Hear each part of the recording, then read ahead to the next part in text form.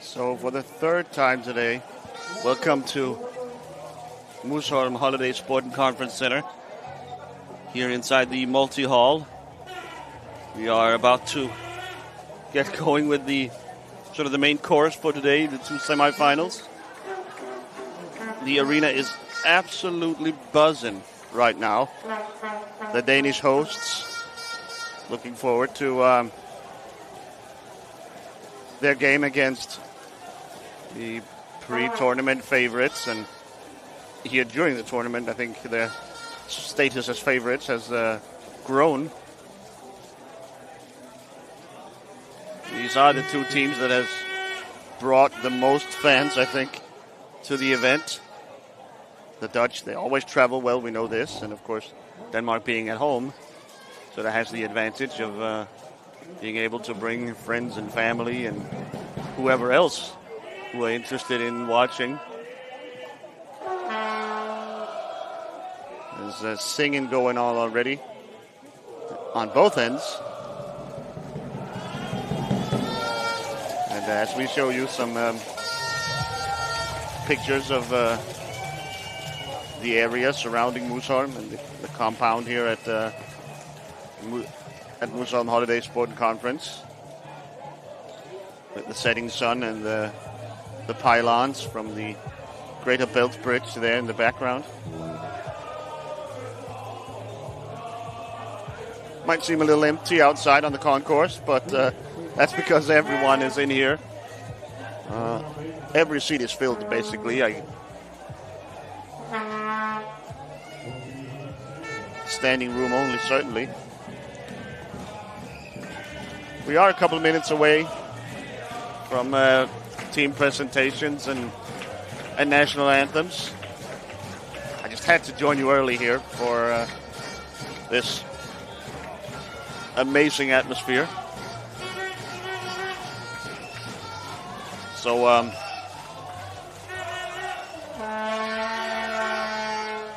just to set the stage for you here.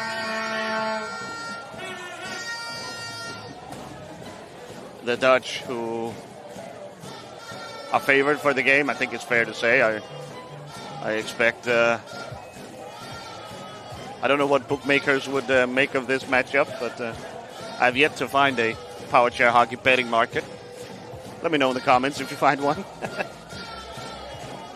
But the Dutch should be sizable favorites, although, and that is the big storyline for this game, that throughout this sort of era of Powerchair hockey, Denmark has had the upper hand in this particular matchup, dealing the Netherlands their two only defeats in, well, as far as anyone can remember, really. in the semi-final in 2018 World Cup in Italy. And most recently in the World Cup 2022 in the final, when Denmark was able to beat the Dutch with a sudden death overtime golden goal from all-time international goal-scoring leader Anders Bjørn. The hallmark of the Dutch team is an incredible offense. They have a depth of talent, particularly at the edge stick, the hand stick position, that is the envy of the entire Europe, the entire hockey world. They have 4, 5, maybe even 6 hand stick players that would play major roles for any other team in the tournament. So it's really an embarrassment of riches for head coach Dick Kokius to pick from.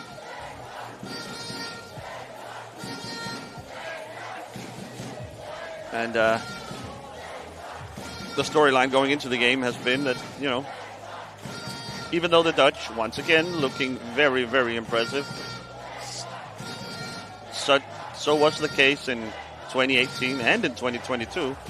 Everyone was sort of picking Holland to win. But on both occasions, the Danish defense was able to frustrate the Dutch offense.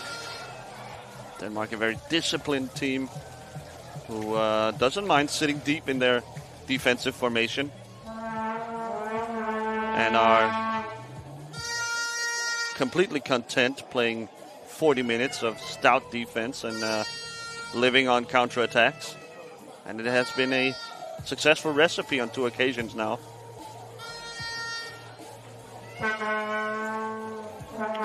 So the Dutch will leave the field and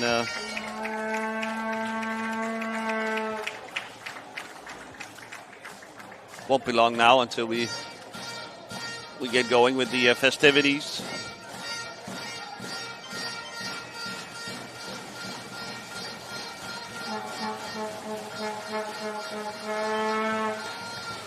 Team presentations, of course, first, and then the national anthems.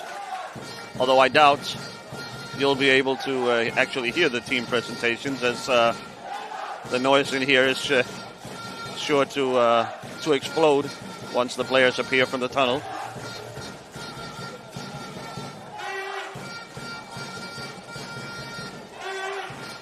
Hopefully you'll be able to hear me throughout.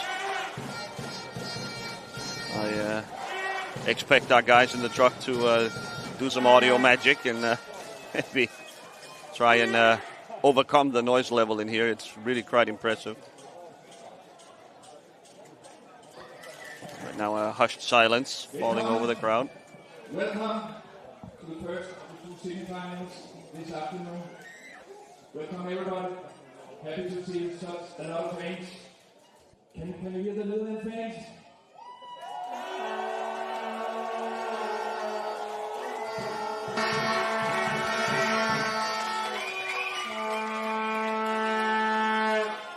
And the Danish fans, you will do much better.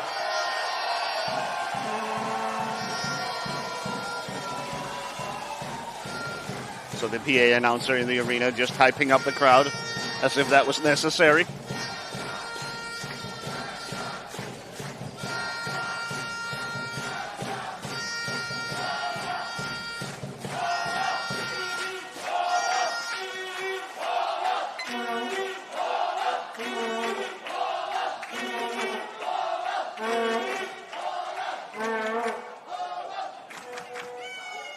Super, perfect. We are ready to present the 2 teams, and we're counting down. First team to enter, the Netherlands. Number 1, Patrick Steenboy. Number 2, Johan Klingenau. Number 5, Mark de Meijer. Number 9, Tim Ehlers. Number 11, Richard Gosgaard. Number 14, Number 17, Number 21, Shane Platchon.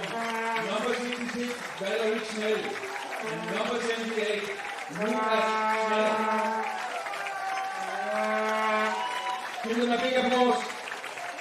And the coaches, team coaches, assistant coach Mathias van den Horst, and team manager Nika van Rier. A big applause for the team manager.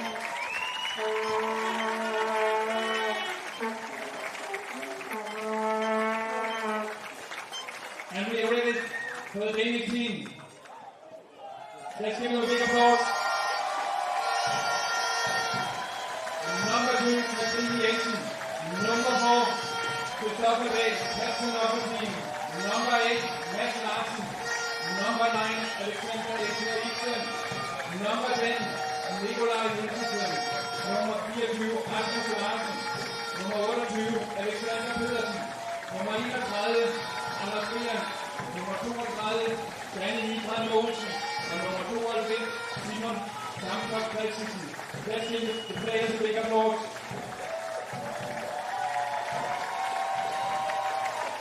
And the coaches for the Danish team, Niklas Handler, Ulrik Tausen, team coach, assistant coach, Rasmus Yder, team manager, and Nathan Nielsen. Also a big applause for the coaches and team manager.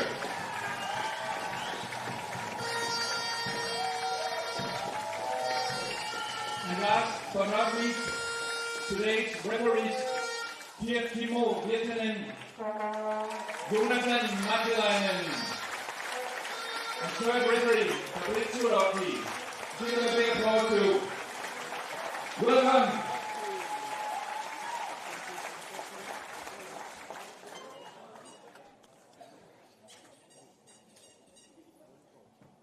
And the national anthem of the Netherlands.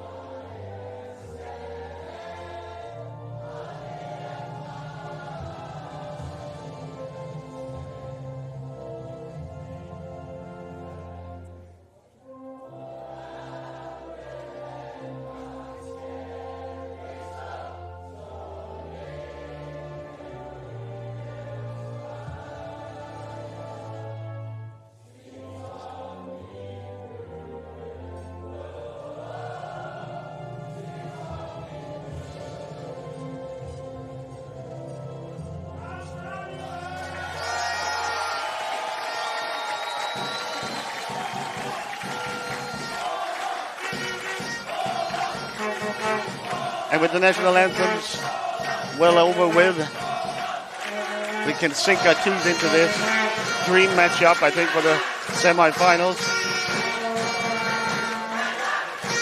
It's Denmark, it's Holland. There's a lot of history in this, a lot of recent history in this matchup. And dare I say, a little bad blood. Alongside me for the game is former Swiss international. Jan Uniger. Welcome, Jan. Hi, Klaus. So, Jan, what are your expectations for this game?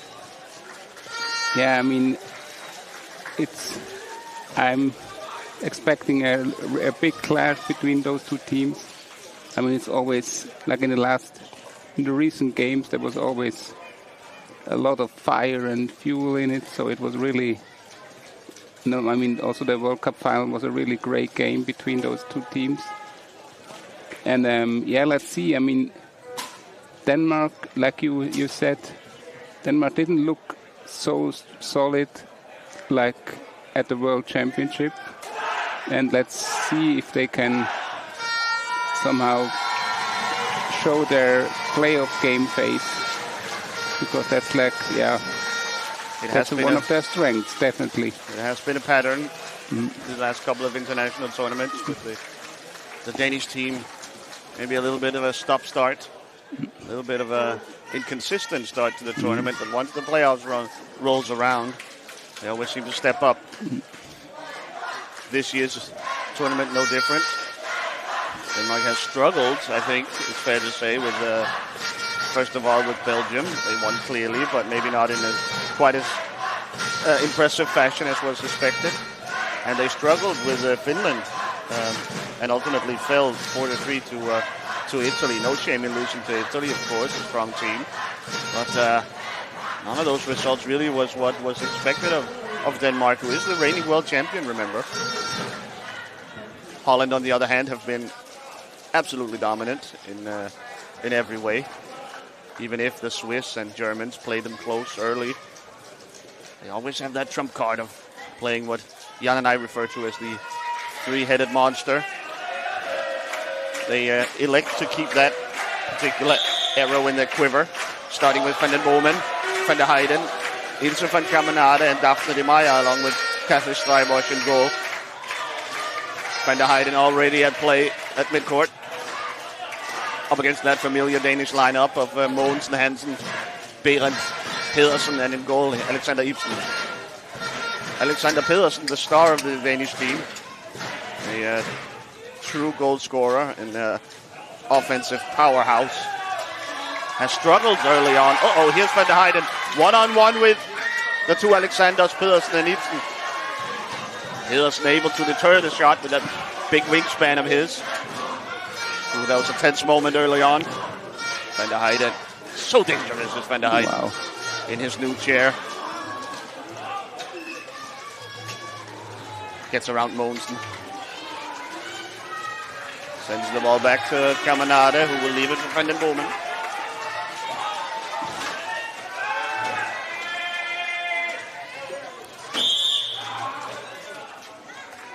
The Dutch ball is called by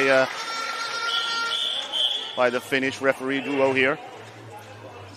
De Meyer has an issue with her chair or her stick, maybe. Needs tightening. So as we will see to this, small stoppage in play. Jan, one of the keys to victory for the Danish hosts here. Yeah, it's definitely the forechecking that they're trying to get on from early on. It's impressive that they try to put the pressure on the Dutch, even on the middle line. So that has come back to bite plenty of Dutch opponents. The passing from the Netherlands is elite and can really bite you. A lot of pressure being sent by Denmark. You're right, Jan. Yeah, it's absolutely evident that they keep it on. I mean, really, when you give Holland a little bit of space, they.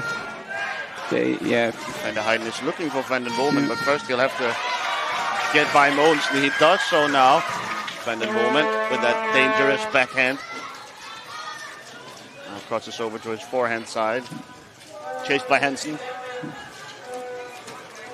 And I have to admit, Klaus, I expected Denmark to be more defensive or to stay more in the back, like that was their recipe for success at the World Championship. Absolutely, and that's what frustrated the Dutch for basically all 40 minutes of that game. Absolutely. So throwing a bit of a curveball against at the Dutch here. But yeah, I mean, Denmark has the possibilities to play this forechecking game, so why not do it? I mean, maybe pick up a loose ball or an interception to create an easy goal scoring opportunity. That's a big issue as well. Of course, the Danes have to play offense at some point too. Here's Van der Heijden faking the shot from his own half. The Danish pressure is really on a string here. Yet to generate a turnover though. Here's Van der Heijden, met by Mogensen. Van der Heijden zigzagging. Van der Heijden! 1-0 Netherlands. Incredible goal. An absolutely incredible move by the young Dutchman. Zigzagging through the Danish defense. That time they got caught out, didn't they, Jan? Definitely, yeah. Everybody was on the wrong foot. Everyone just a little late in the forecheck there. And that's all it takes for the Dutch to go up 1-0. Only 3 minutes into the game.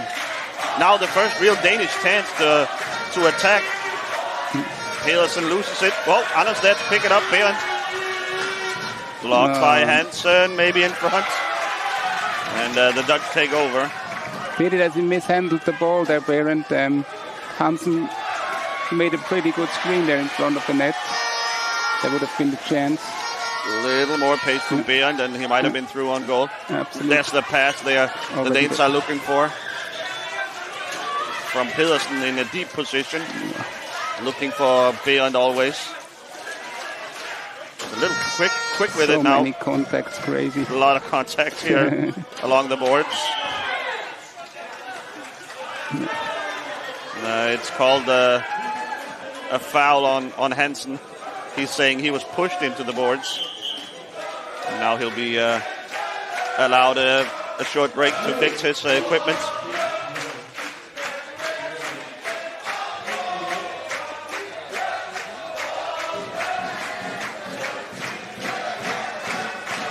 So a bit of a blow to Danish morale here. You could tell on the in the stands as well, but.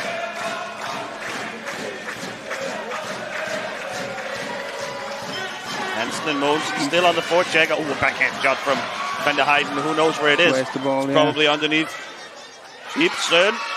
It pops out. And the Dutch are called for offsides in the goal crease.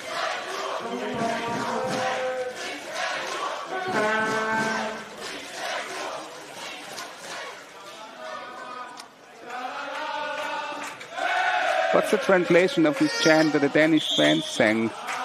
Oh, I didn't recall, Jan. I'll get back to you on that one. I will remind you later when I hear it again. Yeah, that's good.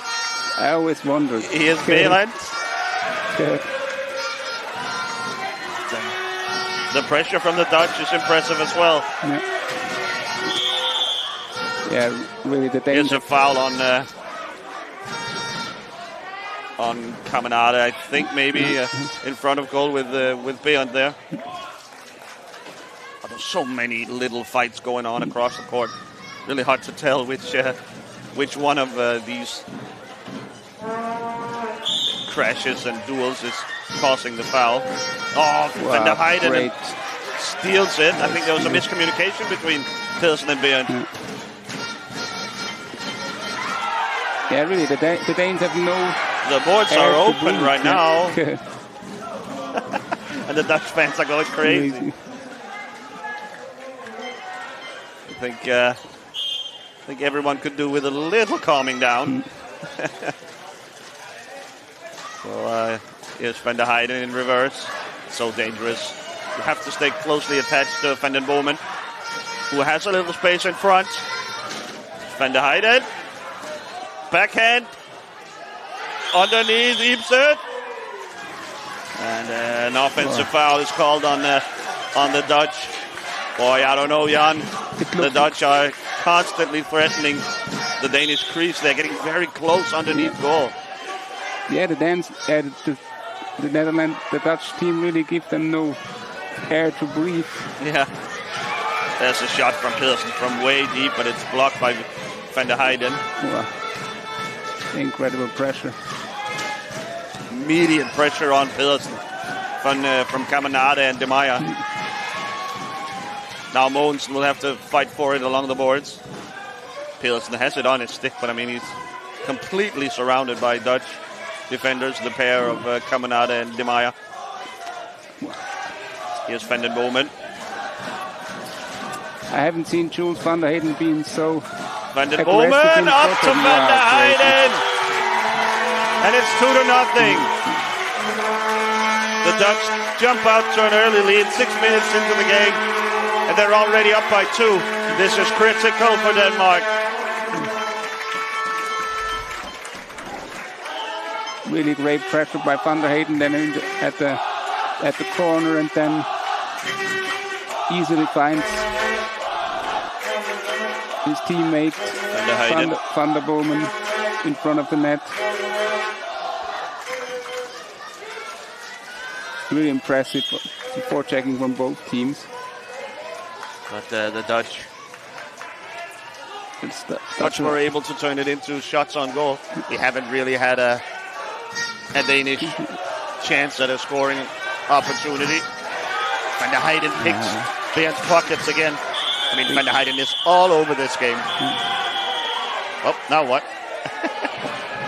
We'll have a green card for Van den Bomen.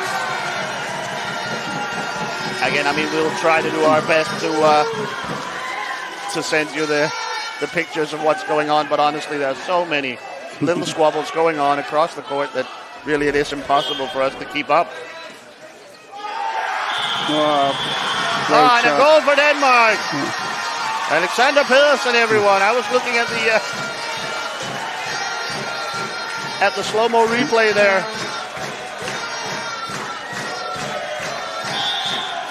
Surprising shot after the free ball.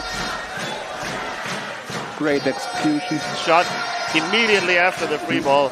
Around the back. Uh-oh, here's Van der Heijden at it again. And he will score for Holland. 3-1 for the Dutch.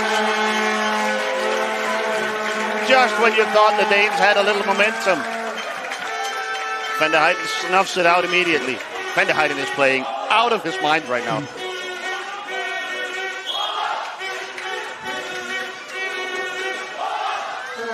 Maybe that goal is what Alexander Pedersen needs to get going. He hasn't quite been able to reach the levels he did 2 years ago at the World Cup when he was named Handstick Player of the Year. Finds a pass for Bernd, the shot wide. Yeah, and I mean the Danish game relies so much on his like the way he plays the game, or like on his abilities. So it's really important that he finds a footing into this game. Van der Heijden around the screen from De Meyer. Wow. Great save by Ibsen. No, instead the ball pops out. And it's 4-1 Holland. It's a tasty goal, I think. It was... I'm not sure. Maybe it was De Meyer. Yeah. And Mogensen is stuck to De Meyer there. Yeah, it is counted. Double. It's Daphne De Meyer, everyone. Daphne De Meyer able to pounce on the loose ball.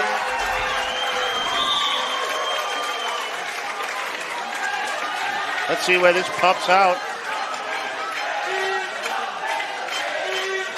There was De Meyer. You could barely tell from the look on her face, but she just scored a double goal for Holland. Taking a commanding 4-goal lead now. It's getting late early here in Korsør. The Danes really need to get going.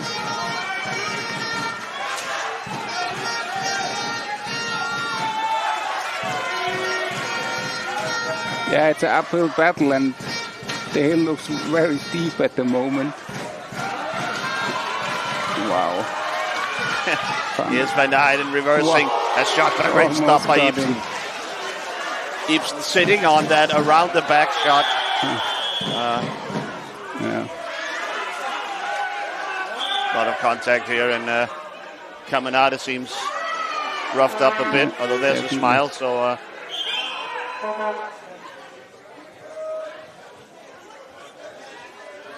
trainers coming onto the field for the Dutch.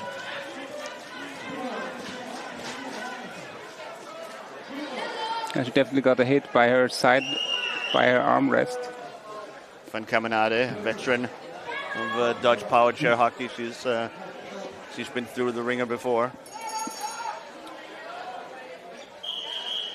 So tough, that duo of Van Kemenade and De Maya.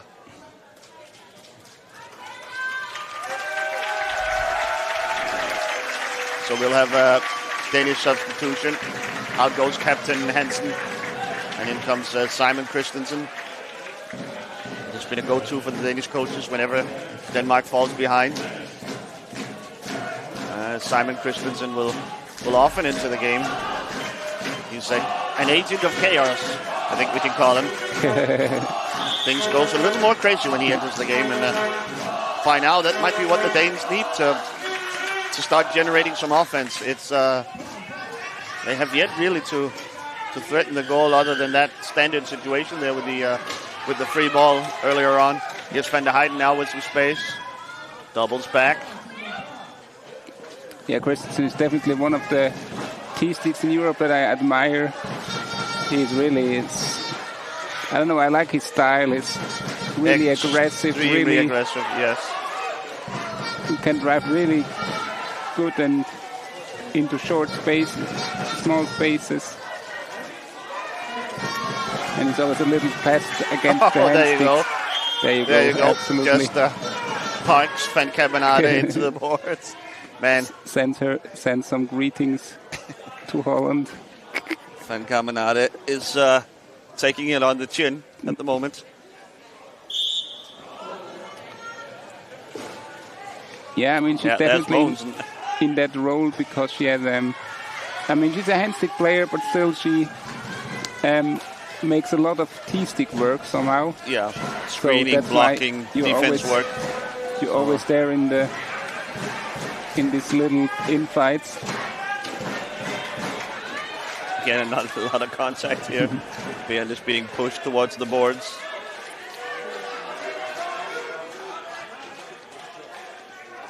But I like it that the referee is trying to keep the game going on and not whistle everything. Not a lot of action here. Yeah.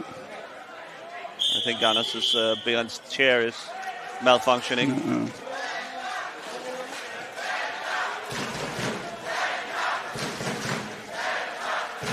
Although it seems to be okay now. Maybe it was the old turning it off and on again. So a face-off in front with Pedersen versus Van der Heijden. Pedersen, long, strong arms.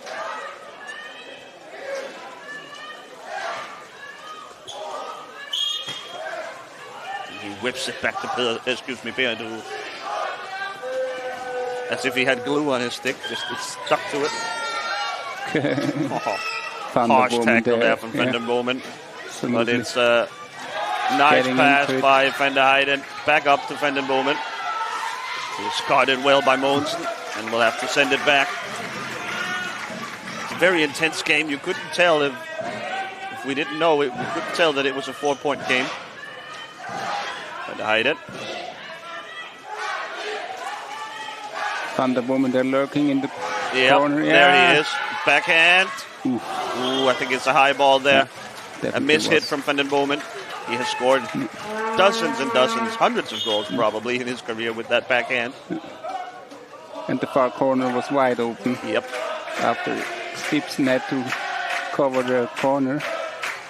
The other side, I mean, yeah, the strong side. Here's Pedersen sending it deep to Bean. Around the referee of Stacey.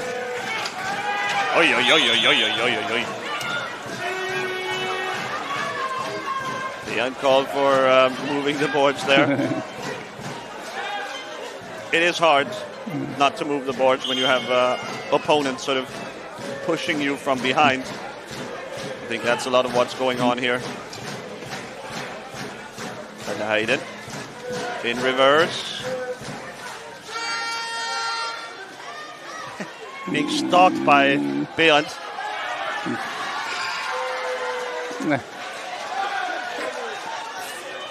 Van Caminada once again on the receiving end of a Danish tackle.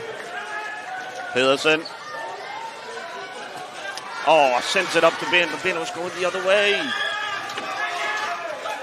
Van den Boomen collects it from Bernd. Bernd maybe not quite up to his usual level.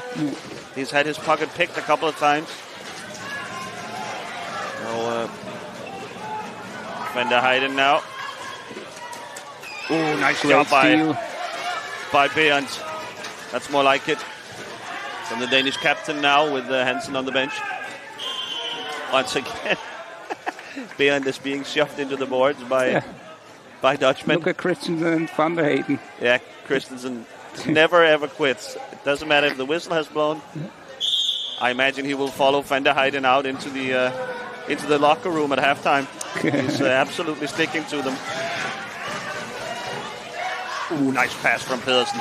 Little hot to handle for Bernd, but he collects it eventually. Sends it back to Pedersen. And a lot has to go right for the Danish offense. The passing lane has to open up, and with the pass coming from so deep, it has to be very firm. Yeah, and it's not easy Here when we go, you maybe. get hassled by Van der Heijden all the time. Like, Pedersen has no air to breathe there. Here's Really. Pedersen around the net, Wrap around. maybe. Scores! No goal, says the referee. No goal. Offside in the goal crease. No goal.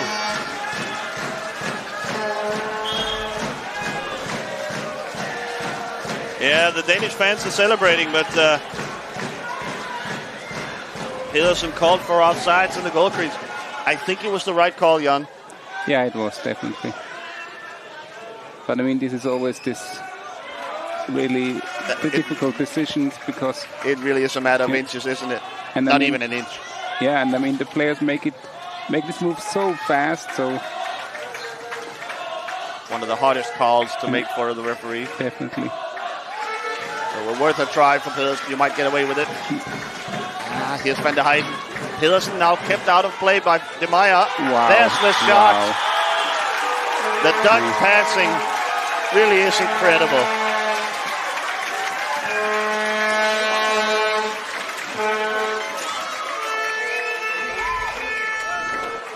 And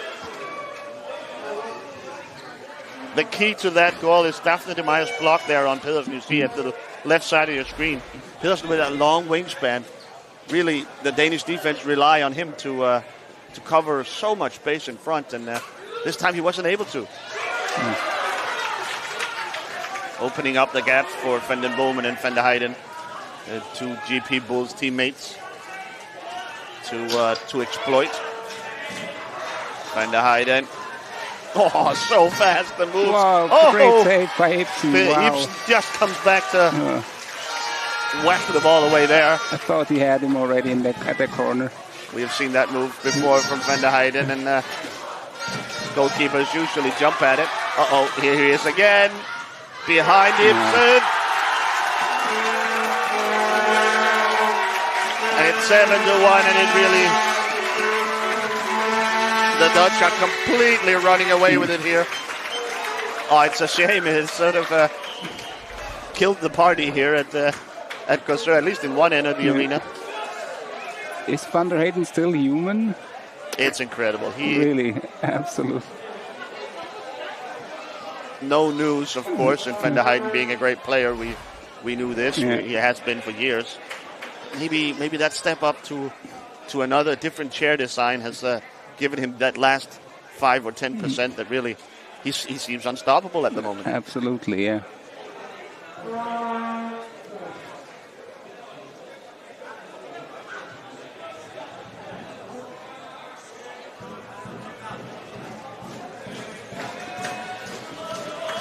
Yeah, and so quickly from a potential 5-2 game, we are in a 7-1 game. That's really crazy. It happened so fast. So the trend of the Danish. Bernd maybe with him, but he again loses it right as he's about to shoot a whiff. everything's just a little bit off for Denmark. It has been all tournament, honestly. Again, you see missing that pass by just a foot or so. And the Heide.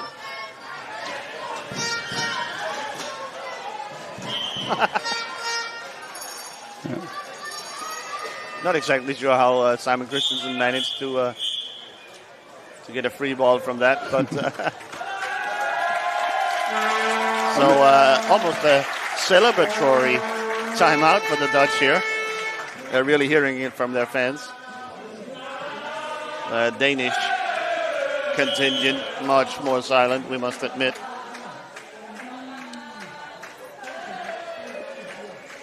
So the reigning world champions in a heap of trouble here.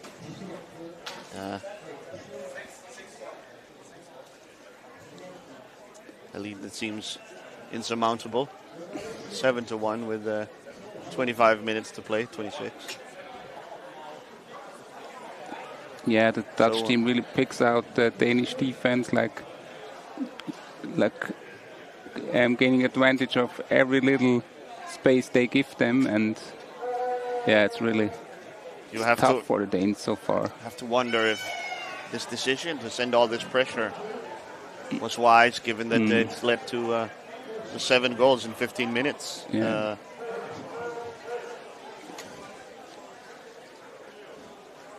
The strength of the Danes usually is that they are so disciplined, content to sit deep and absorb pressure.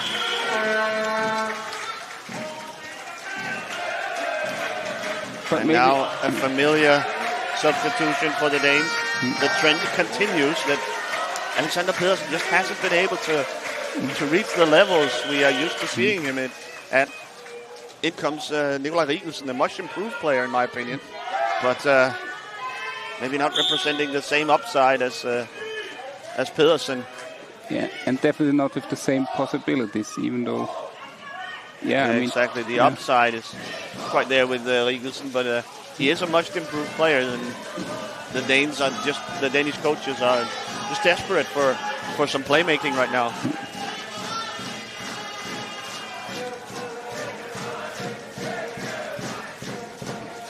But maybe this decision to go with a more powerful forechecking also resides because the Danes maybe were also not so secure with their performance so far. So maybe the coaches, try to do something out different, or so. But Giannis, the semifinals of the European Championship at home. Is that the time to experiment? Yeah, absolutely. Oh boy, no. I mean, I do see your point. You need to do something maybe a little bit crazy, a little bit surprising to maybe catch this Dutch team out. Show them something they haven't seen before, but safe to say it hasn't worked out the way the Danes were hoping. No, I mean, and also you have to, as coaches, you have to adjust after you see that Bowman backhand shot. How the Dutch saved are by playing. Come on. I think it's okay for us to start rooting a bit for the Danes. Yeah. We want a close game after all. Van der Heijden now. So there you go. Nothing you can do. Absolutely nothing you can do in that spot.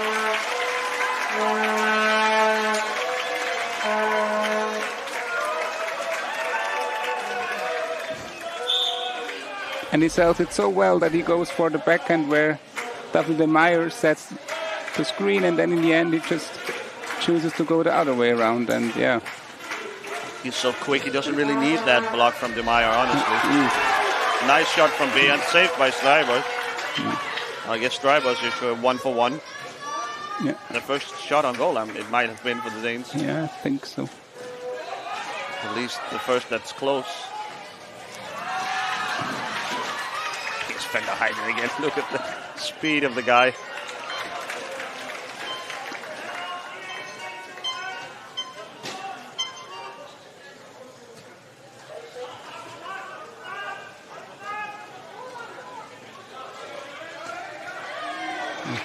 Van der Heijden once again finding Van den Bomen.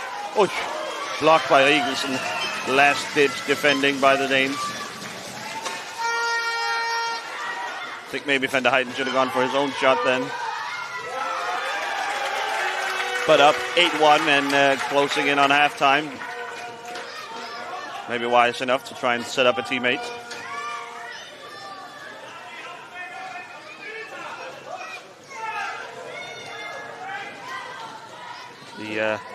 The pressure scheme from Denmark really has subsided a bit. I think the Dutch were able to sort of figure out how to cut their way through it against Van der Heijden. Pass in front. Van den Bomen can't quite connect.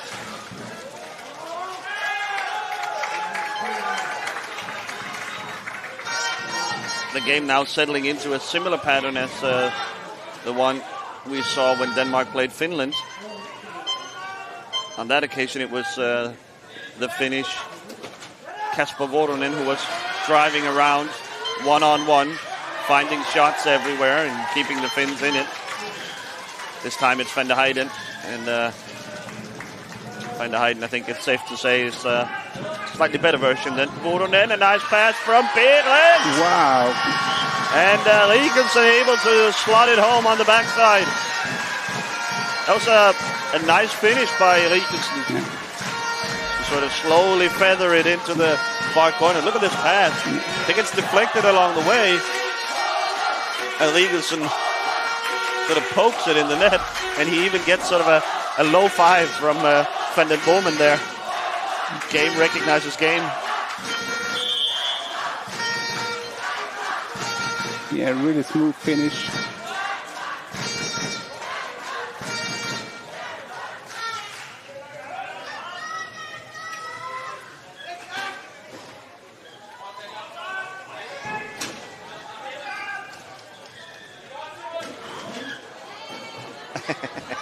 A lot of bumping around, but I think it's a teammate on teammate action there between Van den Bomen and Van der Heijden.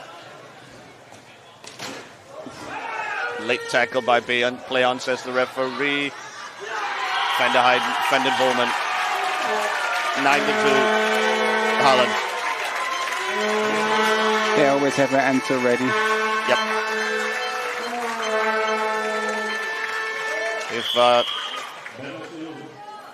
If you can sense a slight disappointment in my voice, I must admit, of course, that I'm a Danish national, and no doubt I am secretly rooting for the Danes to win this game, but the game is well and truly slipping away from Denmark at this point. I will try to stay objective as best I can, of course, but please forgive me if a little bit of the homerism shows through. Anyway, a substitution by the Dutch. In comes Tim Here. Look at this guy. Backhand shot. Oh, blocked by Riekensson, I think. Uh-oh, the ball pops out. Ibsen doesn't know where it is. And Here can finish off the move. He has entered the game alongside Stein van Zoon instead of Kammerade and Van den Bomen. I'm afraid that it's no relief for Denmark. Tim Here, an excellent player as well. And I don't think at this point in their careers that Here represents much of a downgrade relative to Van den Bomen. No, definitely not, yeah. So no relief for Denmark, and they will find out like every other team in this tournament that even when the Dutch start substituting, they seem to always have someone on the bench who's even better than the guy who you've just taken a beating by. Yeah, or even hungrier, yeah, definitely. Out blocking. Oh, yeah. A foul called on the Dutch. I think that was fortunate for the Danes as Ibsen was caught way out of the goal. Still, it's a goal every other minute. 10 goals here in 20 minutes for the Dutch. I mean, that's on par with what we've seen happen to the really weak teams in this tournament when they have faced elite teams. That a goal every 2 minutes. It's an elite pace. And the Danish really must be disappointed with it. Oi, Fanson taking off Behrens.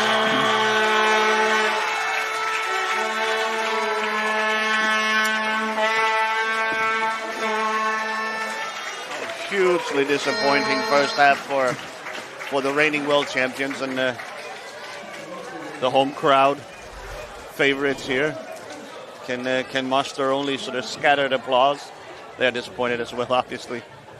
On the other hand, I think the Dutch fans may start celebrating already. There's no way to get back into this, Jan, is there? Yeah, I don't think that's really a steep hill to climb up. It's a steep hill to climb. That's really the Dutch are all over the place. I mean, really almost every attack they brought delivered them a goal. So it's crazy stuff by the Netherlands so far. And I mean, from my view from an experienced player, I mean, sometimes you really have to admit, there's nothing you can do against this kind of power and just strength. Run into a buzzsaw, as the Americans would say. Absolutely defenseless against this type of talent. Yeah, you cannot weather some storms. That's really, I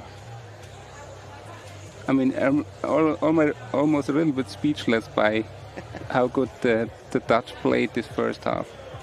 I'm really incredible forechecking all the time, being so aggressive. Yeah, and basically, I mean, I think we mentioned it earlier. I think Denmark has had maybe one shot, maybe two on goal. I mean, it's really only one time has Catholic Strijbos had to make a save. It's an unbelievable display. You're right, Jan. We can't just focus on the offense here, even though they have scored 10 goals. Yeah. They have completely stopped the Danish offense from creating anything, really.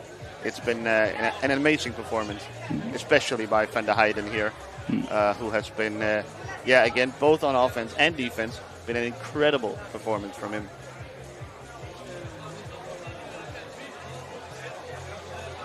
Yeah, he definitely stepped up his game. It's like from what we have seen I just remember the World Championship final.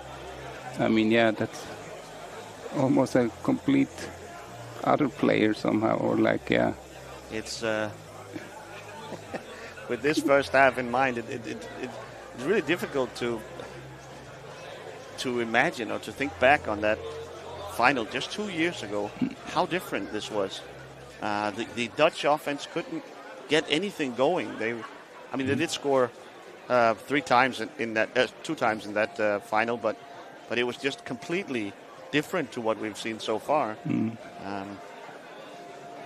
And again, I mean, I think that's just the nature of being a coach. They had a tough call to make, and I think definitely by going for that high defensive line forechecking scheme, I think they've made a mistake here.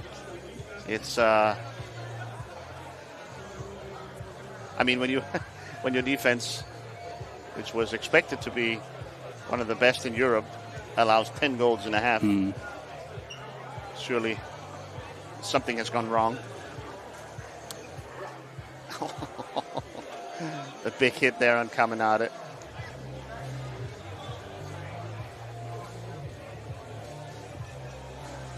Yeah, and I mean, actually, that was really like the one of the Danish strengths that I always admired when they, I mean, it's maybe not, to some fans, it's maybe not so attractive when you put 3 players around your goal crease, but on the other hand, if you don't receive a goal, I mean, there's the saying, defenses wins championship, and that's really, something the Danes could count on for at the last big tournament. So, and especially going up against a team as dominant as Holland, going up against a stronger team, you want to slow down the game, make the game shorter. right? Waste a lot of time. Have them pass it around, as we've seen before, and not really go anywhere with it. Then all of a sudden, you blink and 5 minutes is gone with very little. And I think allowing the Dutch to keep the tempo this high is. But now, of course, you can't really bring out the passive stalling defense now that you're down by 8. I mean, the Dutch will be completely content with wasting time. I mean, the clock is working for them now. So really, if you're going to use that deep passive defense, you better use it early. Because if you fall behind, it doesn't really make sense to bring out. Yeah, definitely not, yeah. And I mean, if the Danes now trying to create something, I mean, yeah, like we saw so far, they always ran into this open knife. So that's, yeah, I really wonder a little bit how the Danes could create some more opportunities for them to score maybe some goals to, yeah, coming a little bit back into this game. But yeah, I wonder how they're going to do it. I realize I somehow made the point that the Danes had only had 1, maybe 2 shots on goal, but if that was true, it would be pretty impressive for them to have scored 2 goals, I guess. Okay. So, obviously, a bit of an accounting error on my part. It was a nice move, the one from Bernd Torgersen for the Danish second goal. Of course, the first goal was sort of a sneak attack by Pedersen off the free ball there. Let's say they had 4 shots, because the one that was cleared by Strybosch, and then there was the disallowed goal as well. That's true, correct. Yeah. Correct. Although you can debate whether a disallowed shot should count in the official shooting statistics. That's true. But now we're splitting hairs, obviously. Down 10-2, who cares? We're not in the NHL here.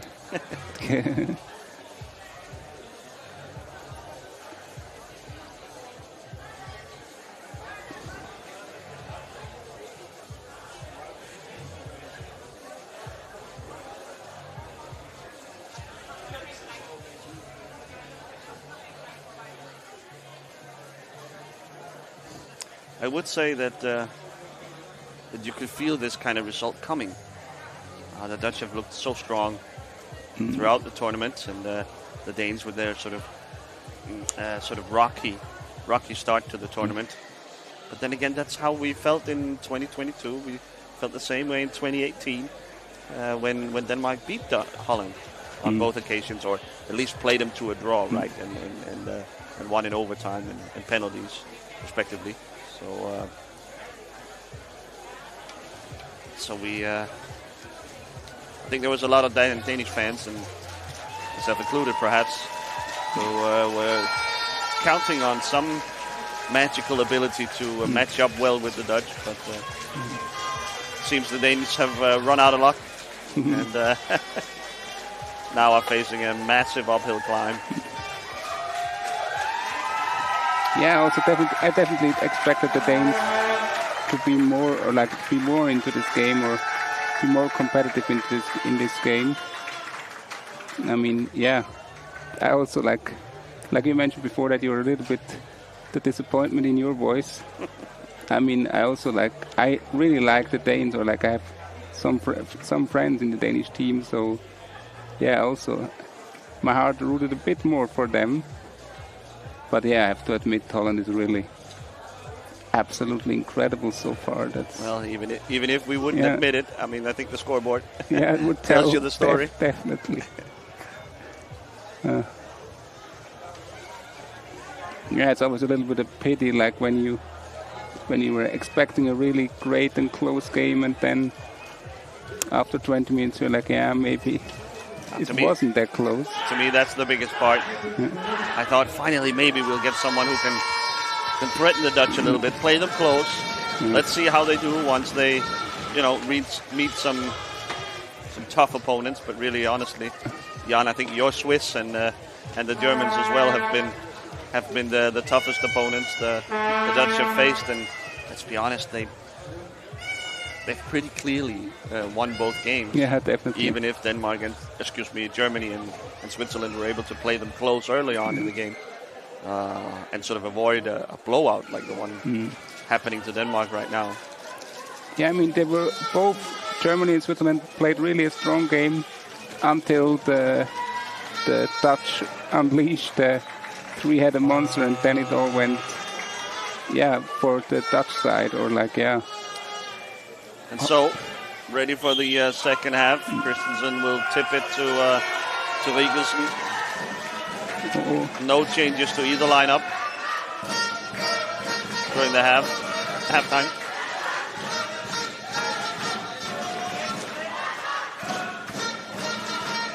So I think, nice pass from Behrens, but it's blocked by Christensen. Mogensen was waiting on the outside. That looked almost Dutch-like passing from Denmark there. Maybe a sign of things to come. Hera rounding the net. Well covered by Ibsen and stabbed at by Behrens. But Hera able to recover. Quick moves by Hera. But Behrens wins the duel. Great steal. That is Behrens' finest skill defensively. So quick hands, able to steal the ball. But then mishandled the pass seconds afterwards, He was stuck in the corner, Van Zoon. I think will recover. Can he send it back to Hera? He can.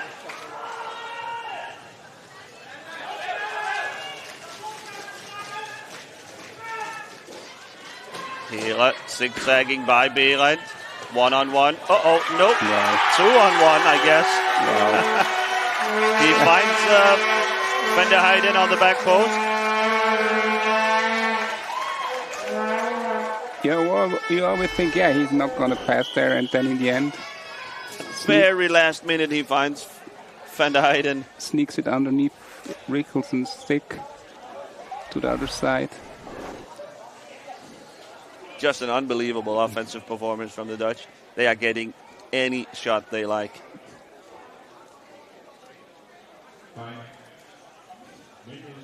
So both goalkeepers are being attended to.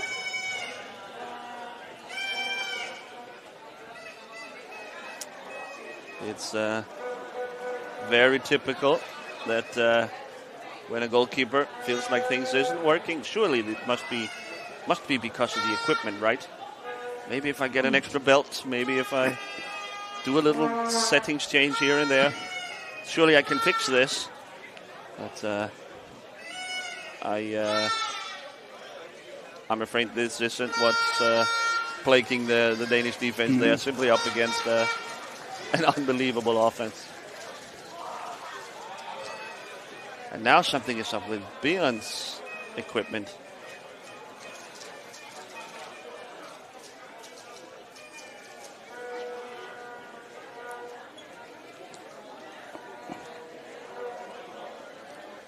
Has he hurt himself, Anders? I'm not sure. I mean, Didn't saw what happened.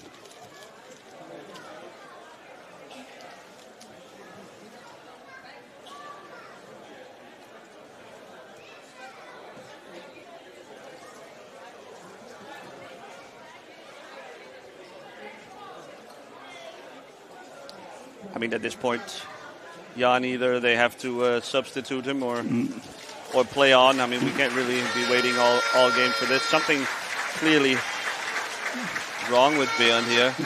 Yeah, he doesn't look well. He does not look well indeed. Shaken up a little. Drink of water didn't seem to fix it. Maybe some of that magical cooling spray will be of help to him. So the misfortune, never ending apparently. So now we get to see at least a very strange looking lineup for Denmark, with both Rigelsen and Pedersen in the lineup at the same time. I don't recall seeing that without Behrens anyway. in a very long time. Behrens usually plays every single minute for Denmark.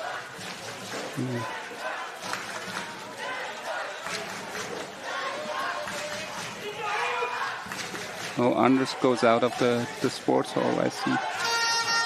So Anders leaving the arena. Goes for medical attention, maybe. It looked a little bit to me like he felt a little bit dizzy somehow. Yeah, dehydration perhaps, who knows? Maybe, yeah.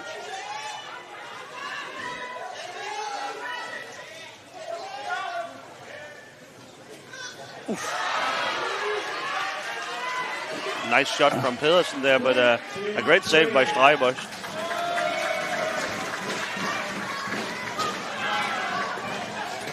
Oh my God. Passing back and forth between Van der Heijden and Tim Heere. I mean, what can you say, Jan? I mean, it's just offensive brilliance like we haven't seen at this level. At least I haven't. Yeah, I haven't seen. You've had quite a few more years in the sport than I have, but I think maybe Heere was offside there in the crease, but not to take anything away from the Dutch passing. It's really a brilliant move. I don't know I don't remember when I saw, or maybe I didn't remember it, when I saw the Dutch last time playing so effectively in their passing. Maybe it was when Kamal Tatai was still in the game. And that's, sorry to say that, Kamal, but that's some years ago. Book here is Pedersen. I mean, the last thing we need is for this game to turn chippy. The Danes to show their frustration and. Yeah, I mean, there's nothing they can do when you're down by 10 goals. I mean, and Holland didn't take away their foot from the gas so far. So. Yeah, it's something we've seen. Even if Holland wanted to, I'm not sure they could, because their backup players, their bench players they're basically just as good. They will just keep on trucking. Yeah, and I mean they're also hungry to show the world their abilities. So yeah, definitely. Yeah. I think having lost, I mean, the Netherlands really is the only team that if they don't win, we say they lose the tournament, even if they finish second, right? The expectations are so high. But that's how they feel, I think, that anytime they don't come away with gold, it might as well have been a loss. Yeah, it's definitely a big disappointment for them, yeah. Twice in a row to go out to Denmark. I think they are looking to make a statement here. Definitely. Both in this particular game, but also in the entire tournament. I just want to show that 2022, that was a fluke. That was just all luck from Denmark, and we're going to show you who the boss is. In has come Katrine Jensen for Denmark instead of Pedersen. This pass. In the background, you can hear Jan laughing. I mean, that's all you can do at this point. It is an incredible really insane performance. Whoop. And just straight on the stick from Tim Heere, not just Heere basically passing in this direction. Didn't even have to move to receive that pass around the back from Van der Heijden.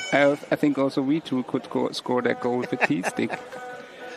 You could, Jan, let's say that. So,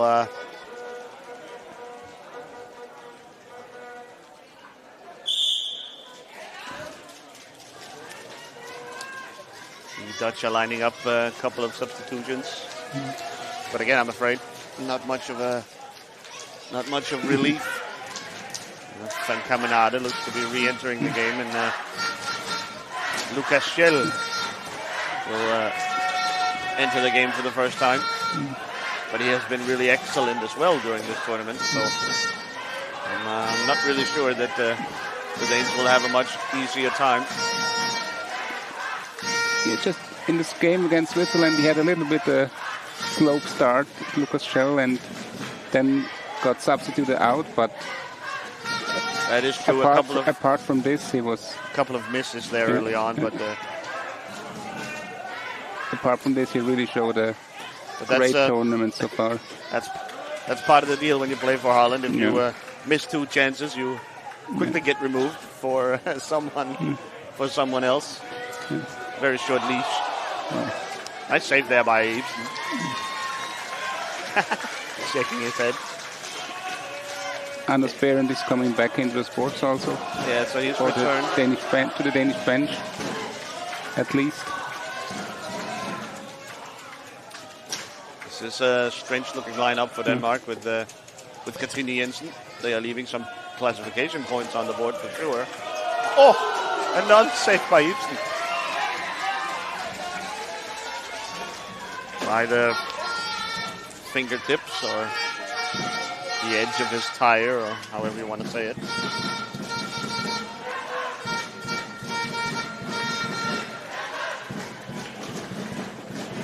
Hayden. Whoop. Jensen and Van Zoon getting into it. Jensen has sort of been knocked out of her seat. Storyline throughout the tournament has been that the referees are allowing more contact than the players are used to. And I think a byproduct of this decision to maybe, let a little contact go has been, we've seen a lot of these small knocks turn into, forcing players to need their seating adjustment, and the headrests are knocked askew and so on. Yeah, especially the low point players. Yep. Like I talked with some players here at the tournament, and with the low point players, and most of them mentioned, it's really tough for me to stay in the game like this. Mm-hmm. Especially, for example, I can mention Dave Inhelder with the mini joystick.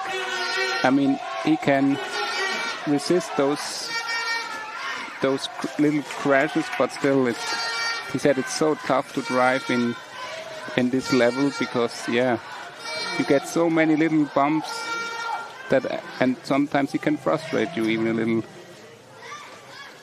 Well, the Danes have made another substitution, bringing in Mads Larsen on the T-stick now. Some may remember him as a hand-stick player a couple of years ago. He has made the permanent switch to T-stick player. He's the backup goalkeeper for Denmark as well, although Ibsen has been playing decently throughout the tournament, so I'm not sure. Oh. Yeah. There was Lucas Schell making his presence felt. Great pass by Here again.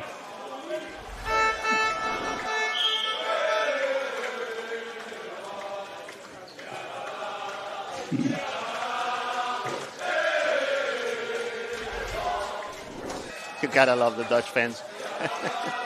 So loud always, so many of them always. Seems always like it's always carnival. Yes. It's a Dutch carnival here in Korsør. Here goes Hela, guarded by Jensen.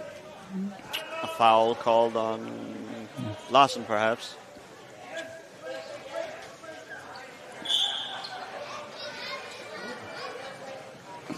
The Dutch are yelling 20. They want 6 more. To really stick in the knife against their Danish rivals. Rub some salt in the wounds. Rub some salt in the wounds, definitely. Yeah, and I mean, it's not out of the question, honestly. No. I'm really sorry for Denmark, Larsen. But it's possible.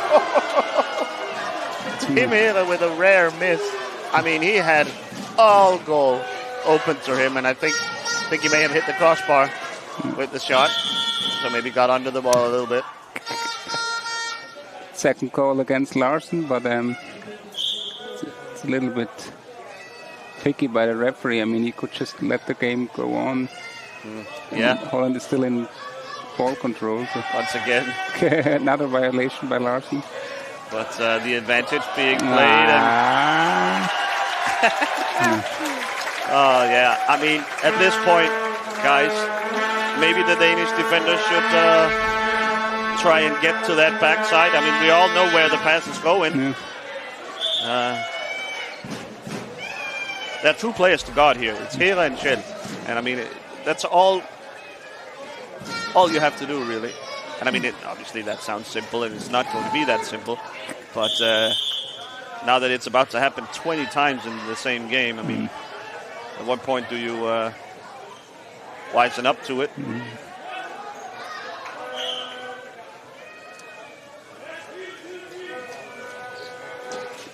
Hera around Larsen. Larsen seeking contact. I mean, he doesn't play very much for Denmark, but now that he's in there, he's going to have his... he's going to get his money's worth. Like it. Here's Hera. The neck backhand. The neck fighter nice style play by of T-stick. Obviously, with the fixed T-stick, you have a smaller chance of affecting the game, really. Certainly offensively. But one way you can do it is by being physical and active on defense. Show your opponent that you're always close to him. That's sort of applying pressure. Shell just wide. A little bit like guard dog. Shell will send it around his back to Hera. Another little bump by Larsen. I think one more and the green card is ready. Green card is in his future, I'm sure. Is Shell back to Hera. Now maybe. Definitely nice move by Shell, but really crazy stuff. But just does pop up into the air for him there, and a high ball is called. So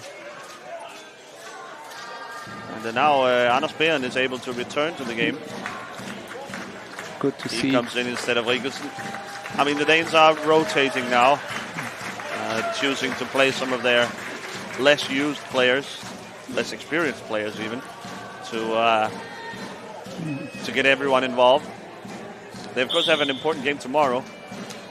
They will be playing in the bronze medal game against the loser of the upcoming game, the second semifinal of the day, Germany versus Italy. So maybe a chance to get everyone comfortable here in the arena. Here's Behrendt. Shot. Saved by Steybusch. Steybusch has been great this game. Yeah, definitely. Now they're going for the T-stick also. Almost able to find De Meyer on the backside. Was Hera.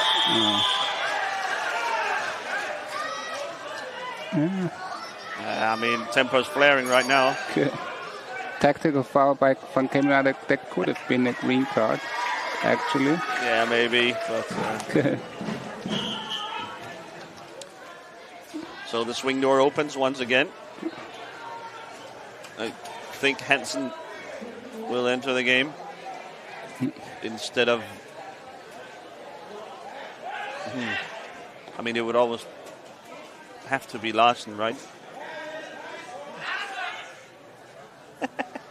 Larsen, I think, pretended not to hear the calls from the bench, but he will finally relent and slink off to the bench.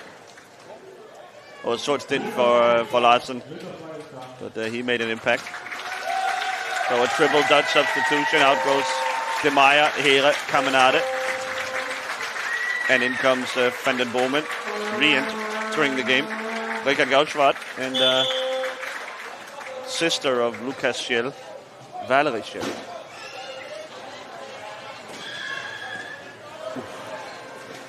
Nice shot by Behn there. Or was it a pass, maybe? Anyway, Jensen not there to receive.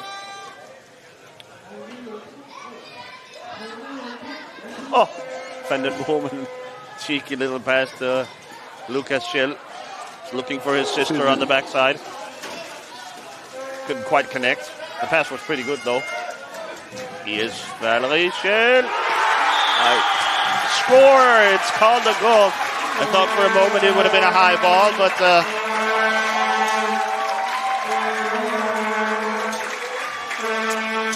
And Danish fans have had just about enough of this.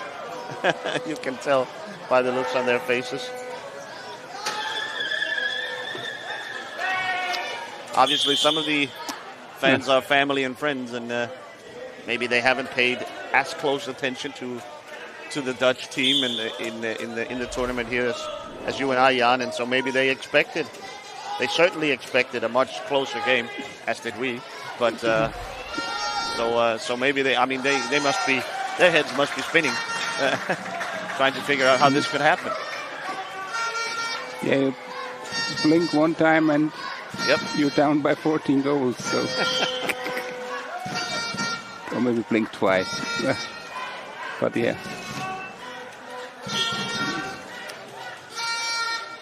So here's Van den Boomen. Shell. Oh! Wow.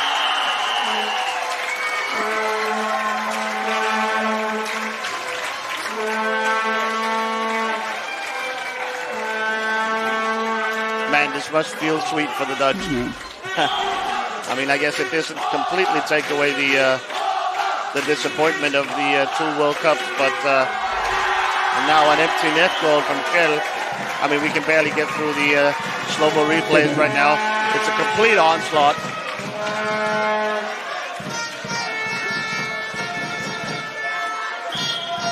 The Shells that just play cat and mouse with the Danes. And what I wanted to mention before is that like the Shell siblings are like a part of the future of Holland, so that's a good perspective for Holland so far. But Van der Heijden, obviously, also still a young player. Yeah, definitely. So I think the future is now, Jan. It's in good. The future is definitely in good hands in Holland. And the talent pipeline just seems to be never ending. Gera is young as well. I mean, yeah, true. It goes on and on. You'll be seeing these guys for the next 15 years, I'm afraid.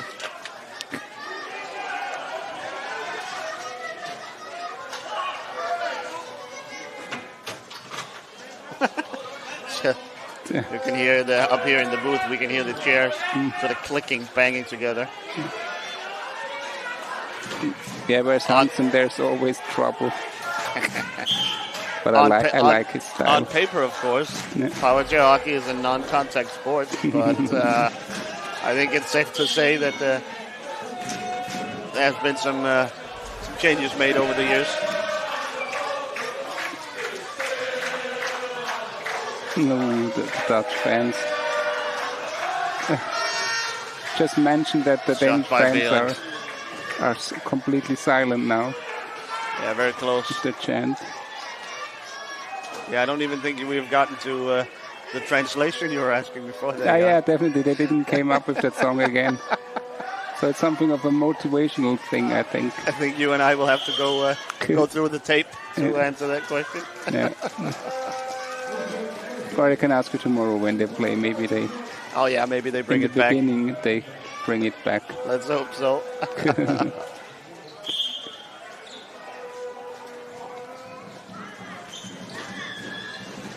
Yeah. Being checked by Goudswaard. Really, the Dutch players still in the same aggressive style as in the first half. It's really crazy. Yeah, but it's a fine line. I mean, if they stop playing completely, then it's just going to turn into a farce. Yeah. I mean, what's Shell supposed to do? Not shoot in that position? I mean, of course they have to keep going. I mean, even if they were to sort of go easy on the Danes, and they have been. They've been substituting plenty. It's just that their 6, 7, and 8 guys are just as good as the top 5. So, I mean... Definitely, wow. Oh my God, a ton of contact. Mogensen called for the foul.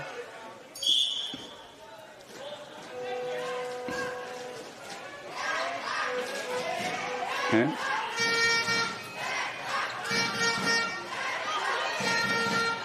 Beyond in front of his own net, a tricky situation. I'm just so disappointed, Jan, we didn't get a better game than this.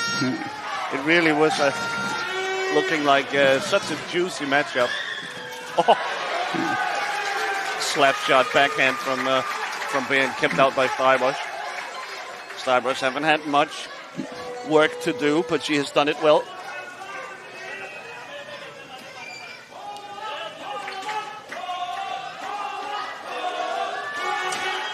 Yeah, I really wonder how it would have been if Denmark would have gone with their World Championship tactics. I mean, of course, Holland would definitely score also a lot of goals, but maybe less than.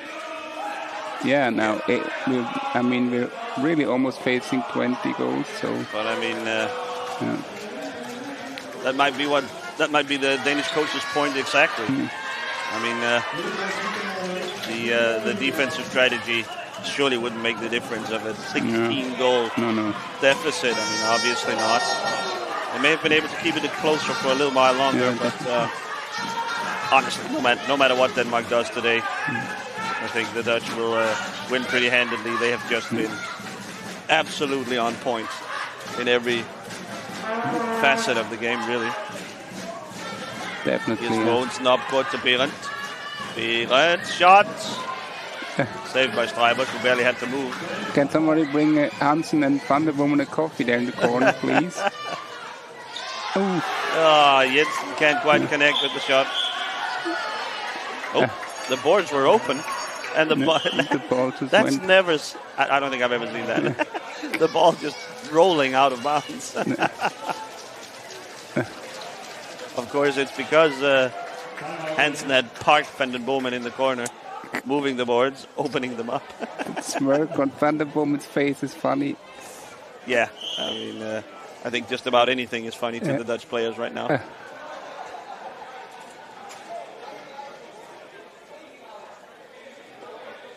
Van den Bomen absolutely didn't mind if he could take a little break there.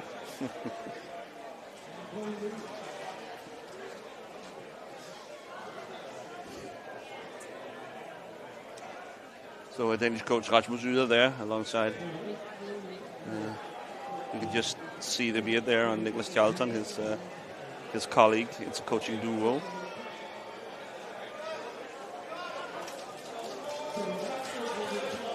I think maybe already they might be thinking about tomorrow, the bronze medal game. I think if they can salvage a third place finish, I think it will be a pretty decent result for Denmark. But obviously there's some work to do. Another game like this is not going to be enough against either of Italy and Germany. And at least we get to look forward to that, Jan. I mean, that could be a really good game between Germany and Italy. Maybe neither of whom are quite as good as the Dutch. And so we might get two teams there meeting in the middle. Yeah, definitely. I'm really looking forward to see how Italy prepares for this game because, Germany looked really strong to me, in my opinion, and I'm not sure how good Italy really is. It's difficult to say. I mean, an emerging storyline in this tournament has been that maybe the three best teams were in the. It turns out that the three best teams of the tournament was in the Group A. Germany, Holland, and Switzerland, of course.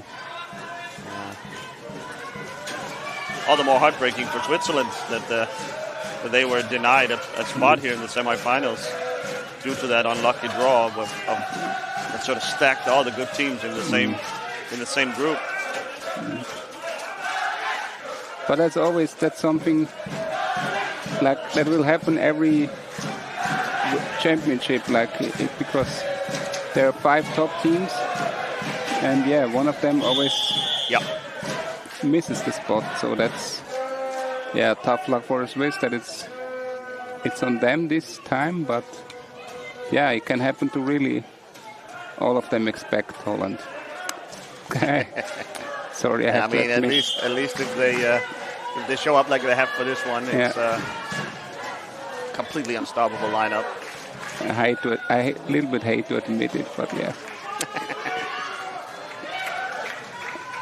We'll have to excuse Jan. I'll try to explain what he means. It's just that Holland are so good, so dominant. They win all the time. They're always the favorites, so they naturally become the enemy of everyone in the every other team, right? So the team you want to beat the baddest is the Dutch. It's just a byproduct of being the best that you sort of get everyone against you.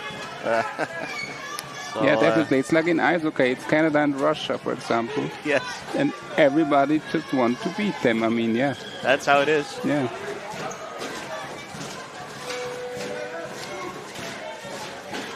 Or some years ago, the New England Patriots in American football, for example. Barcelona in European football as well. Absolutely. You know? Everybody wanted to beat those Guardiola teams. Now it's Manchester City. Everyone wants to beat you because you're the best. That's just how it is.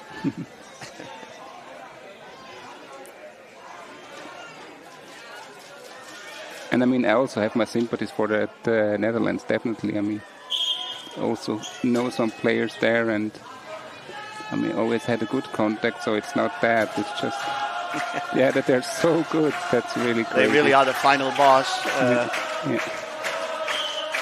you have to pass if you want to win anything in this sport.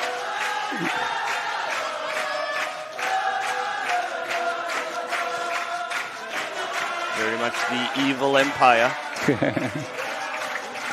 Well, was it a Star Wars reference? Yeah. Nice.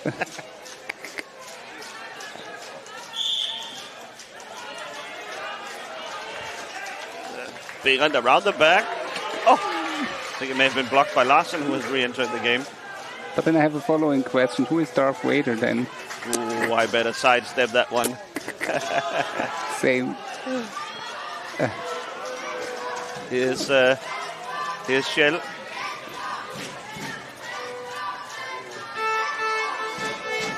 Back to his sister Valerie.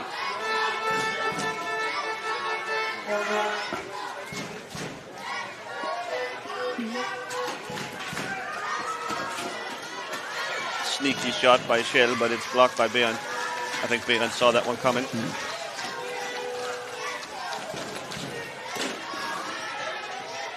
Again, Behrens looking to steal. Hansen there against Van der Women. Sneaky. I think the referee is pointing the wrong direction. Yeah. There we go. Yeah. Absolutely. So I think the referee got confused there for a minute. But the right call was made eventually. So all good. Just about a minute left. Maybe it don't happen that we see 20. Yeah, maybe the Danes will be spared that indignity. But don't jinx it, please. You'll get the blame for this one, Jan. No. And, yeah, take it all on me. It's fine. I do think the Dutch have let up a little bit. Yeah. Taking their foot off the gas. Great steal by Behrens. Just saved by Ibsen. Van Bomen. Back to Schellen with 15 seconds to go. She won't be allowed to just run out the clock by Larsen. Counting down are the Dutch. A shot from here. And it's game over. A dominant performance, unlike anything I think I've ever seen in international Powerchair hockey. The Dutch move on to the finals. It was always going to end that way. But just an incredible performance by the entire Dutch team. Everyone playing so well. Man, coming up is the second semifinal between Germany and Italy. The winner of whom will face these Dutch Titans. I wish them good luck. Yeah. They're going to need it. Me as well.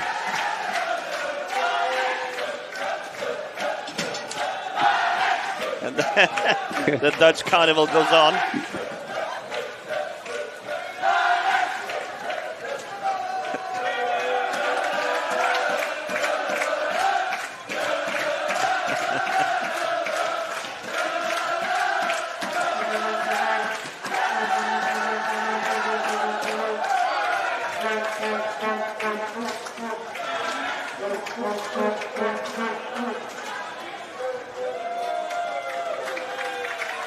So the two teams just lining up for the end of game handshakes, and I think we can expect a lot of celebrations to carry on for a while.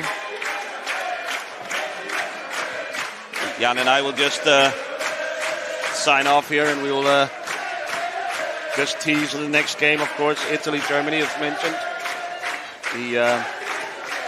That game will be 17:45, so at 5:45, we will be back with Italy-Germany. And, of course, we will keep the images rolling here of celebrating Dutch fans and, I guess, commiserating Danish ones. So we will be back in, what would that be, an hour or so, an hour and 10. And I hope you'll stay with us, and I hope we see you there. Bye-bye.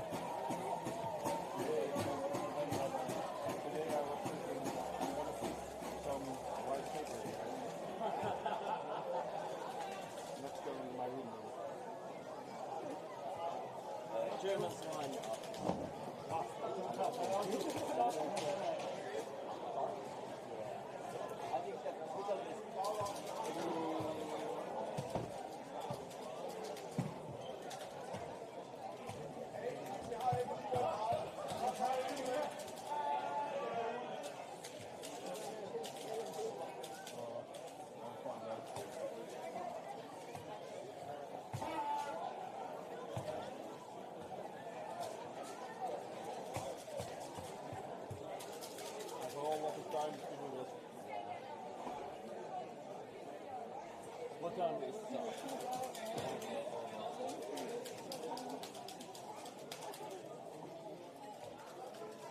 I didn't follow the biggest part of the match because I also went to the bar. I needed more. Always more.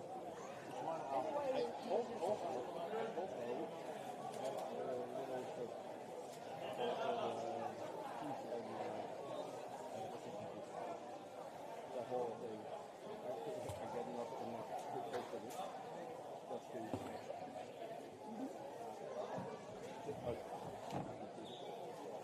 I bought some little supplements. For all of them.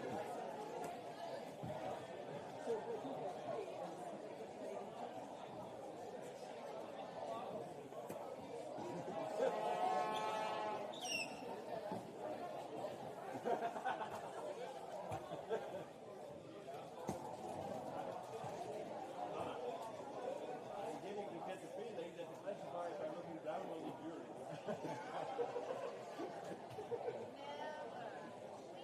It's a fact.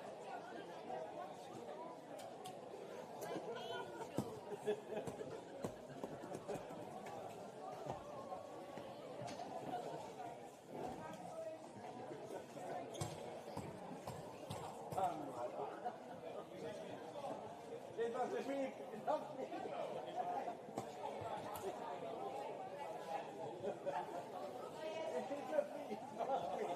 I'm going. I'm going, so That's yours.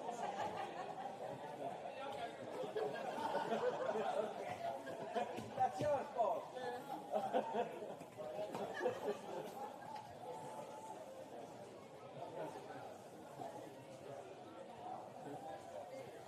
We don't play with We don't play with you.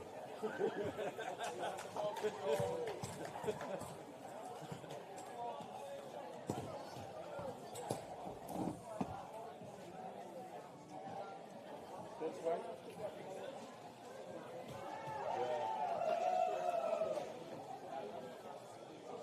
Just leave it with me, that will be fine. Well, I know where she lands. I will get after her. Yeah. I'm just gonna go to Kamal and then I come there.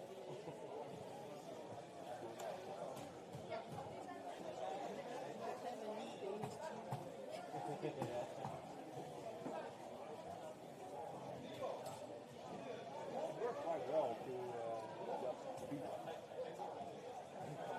just a few seconds before the end of the match. I just walked in front of the crowd, so they have seen me. Then on the entrance of the team area, he just helped me. And when they're cheering, I went into the field and everyone who was one feet over. And then they really can't stop trying. What of guys were saying is,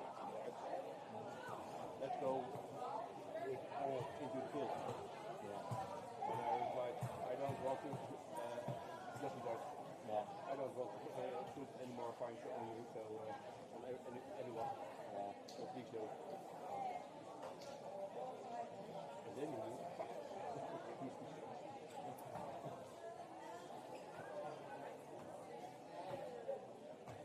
that went quite well. That went quite well. Okay. The result.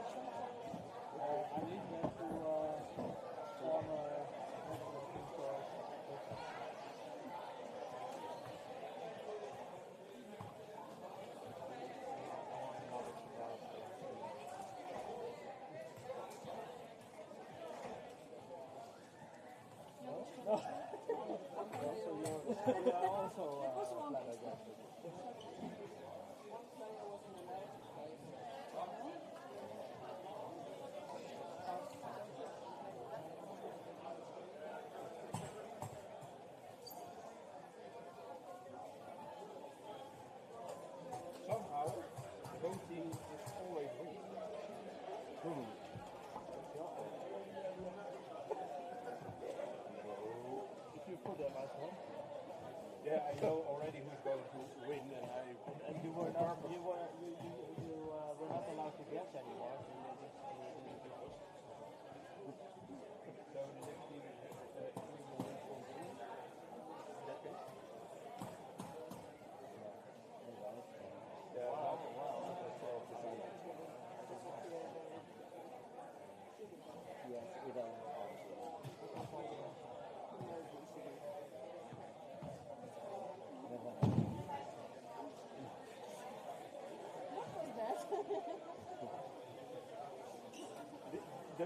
Haven't you seen the little horns at my head?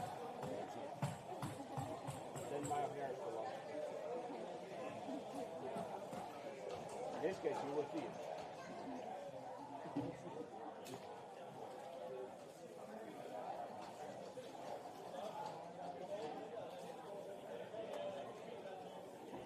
Who has the key to room keys? Are you Jim? Oh, yeah. Are you already forgotten that you gave it to We me? swapped so many times. I mean,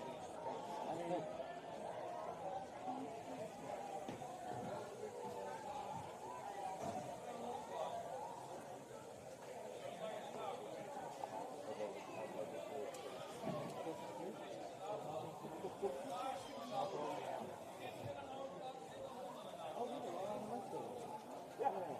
Why I'm sitting here, you think?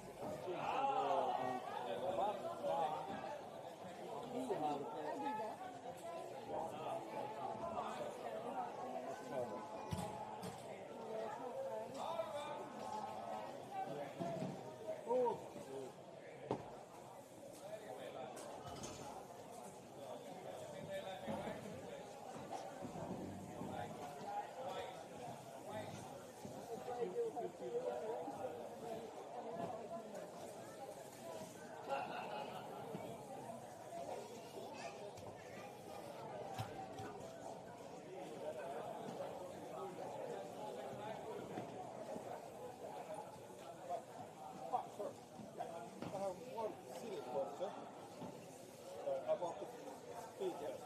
Yeah. What isn't a referee anymore to help the speed? One there is decided that the jury will do it completely. Speaking of from now on, just a rule vote. That's one. Secondly, if we do it two ways. One, we are completely doing so. If we do it by an electric bench, you can't stop it when you flip off. That would be very unsafe. Secondly, we prefer to let you do it yourself. That's for the reason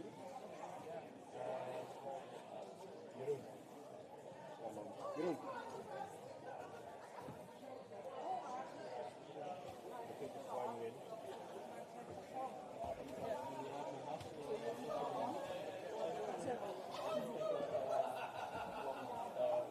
But what we do is watching what you're doing. If there's any doubt that you're not putting too full, if you remember Wilson to say, I'm going to push through, just checking if you are pushing full. The reason for that is that you feel much better, you're in a wheelchair, and if it's getting in imbalance, you will immediately stop. When I'm standing beside you, I don't feel that well like you. That's the reason why we're doing now like this.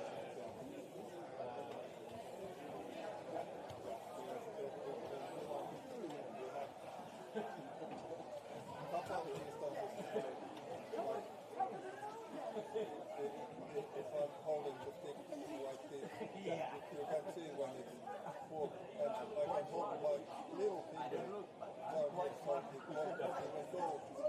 but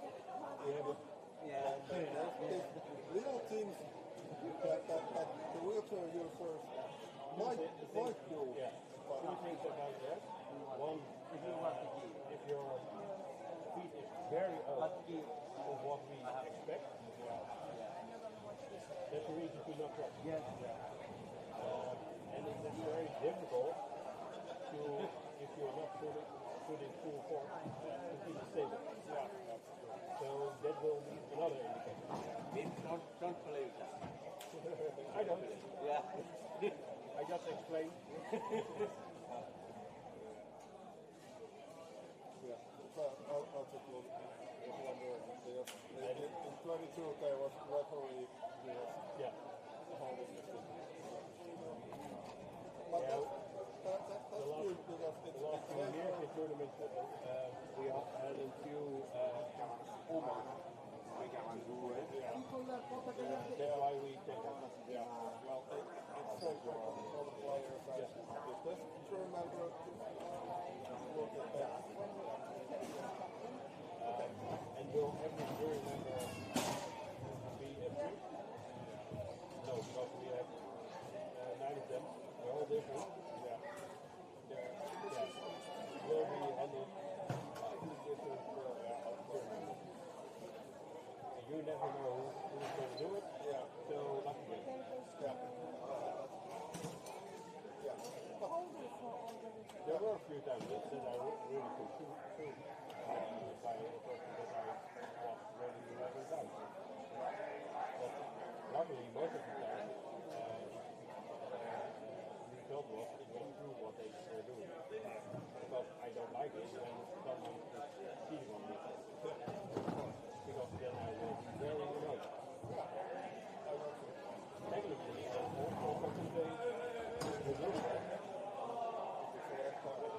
Yeah, because technically you're already not complying with people. Yeah. Do you want to take that risk? Yeah. And to be honest, I rather not give red cards. Yeah. I don't like red.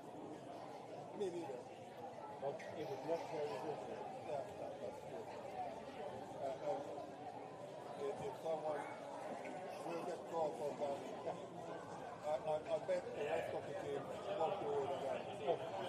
No, like the team, my team totally already told me, it isn't our goal to catch someone.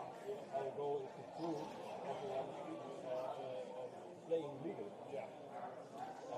Because sometimes it almost feels like That's how that it isn't legal. That some people or some players are going way over the limit. And then we just want to prove, no, this is right.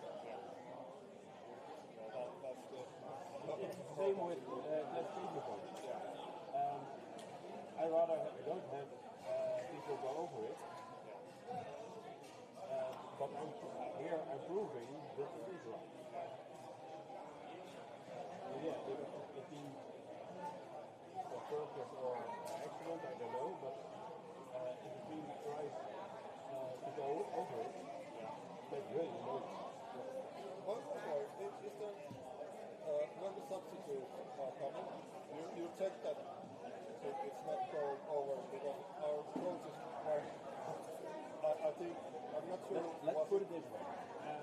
Was it the first game or the second? A team is always responsible, so if I make a mistake, you can't say, hey, you make a mistake, and that's why it's not reasonable that I get a red card for it.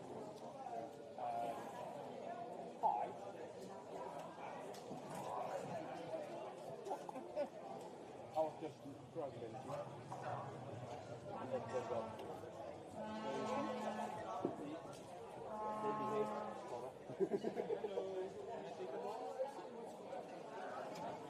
One, two, three. I have to win. Okay, two because one is coming back.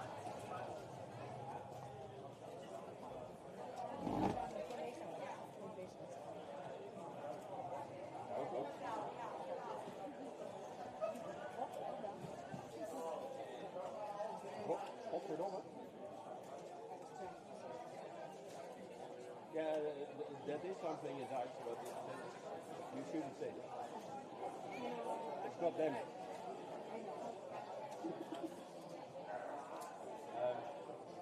No, but the substitution, I am checking, and I will say, if, like with Spain, it didn't check out, then I will say there's a problem.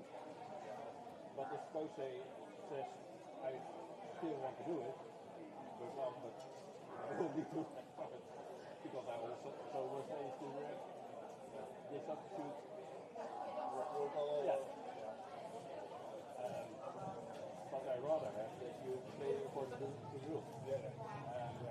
And as long as you remember the match ball is putting it in the right way, and the paper is also still in the right, also sometimes wrong.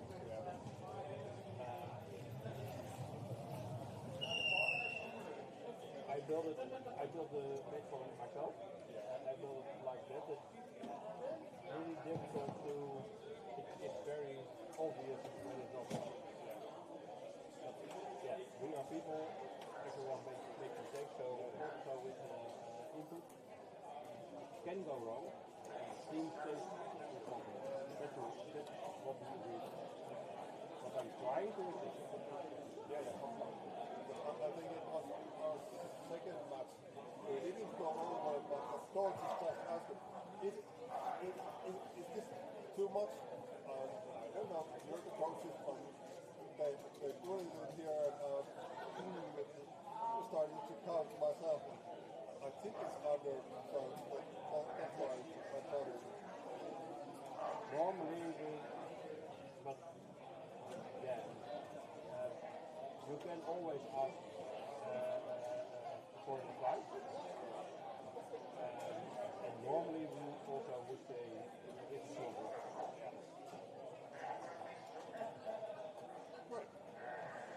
But that's also for us a bit difficult. Yes, I'm giving you good advice, but that doesn't make me responsible. That is a difficult part of it. Are you responsible or not? Yeah.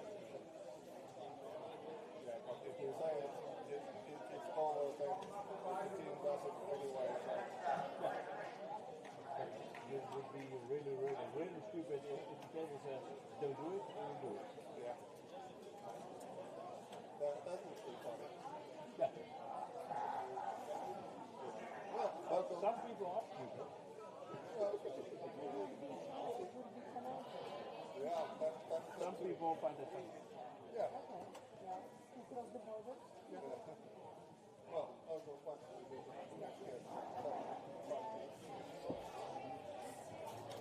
What's sending something to people?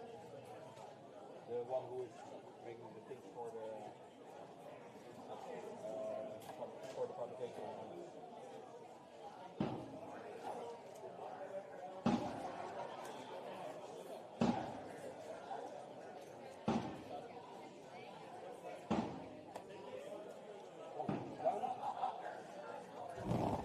What to do?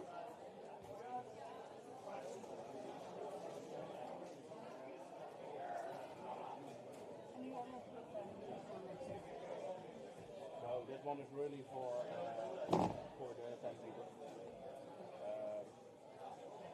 I'm not going to try to make this.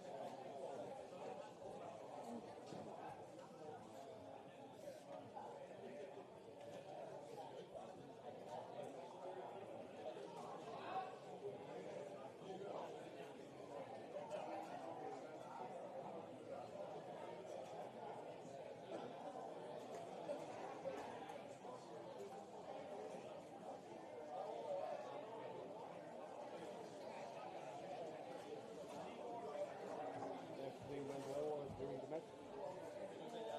I was still too much.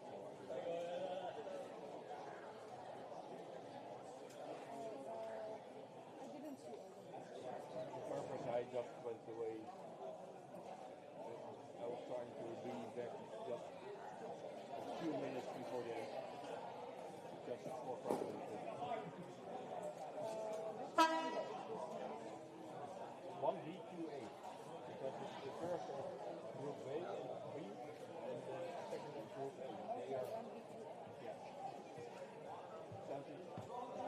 strange, but it's No, something. no,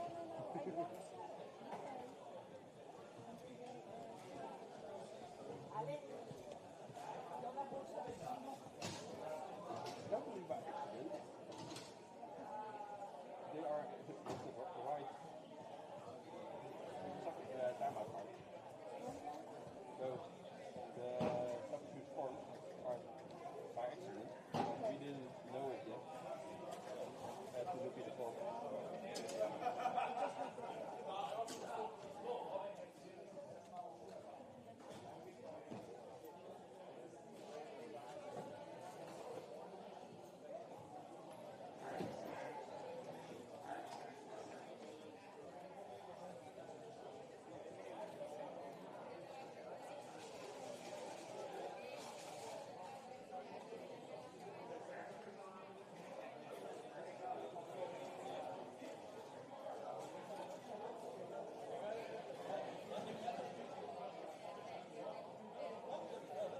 Already have many things within the match on that I'm thinking.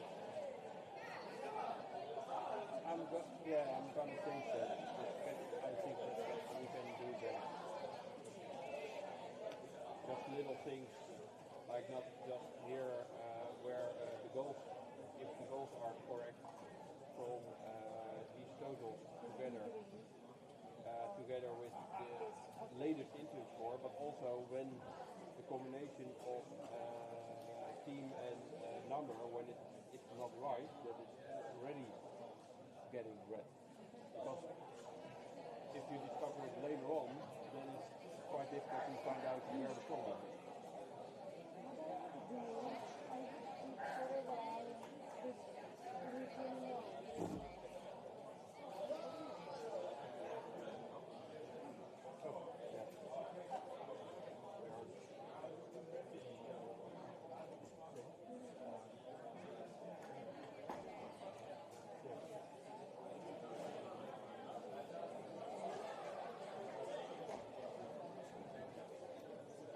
Quite an invention, yeah? The first number, the grader. It's a quite difficult calculation to make. Yeah.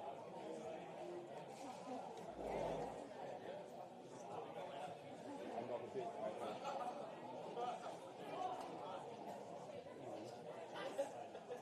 The long was behind, the short was in front.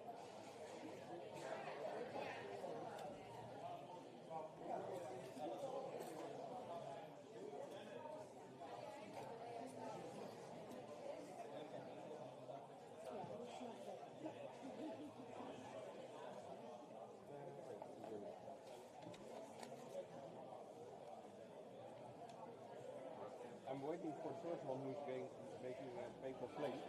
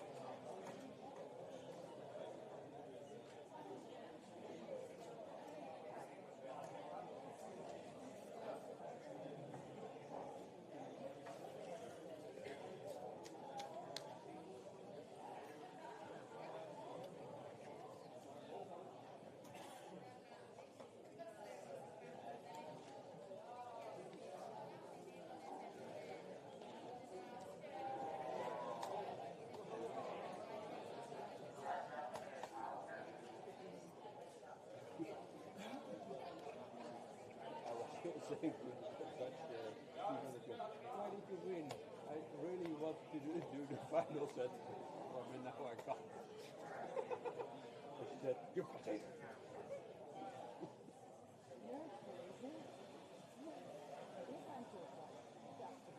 Of course. I know there are multiple referees who think the same kind of stuff. And also say me. It is very difficult just this when there is a pregnant woman giving the birth, and it was kind of difficult, complicated, very painful.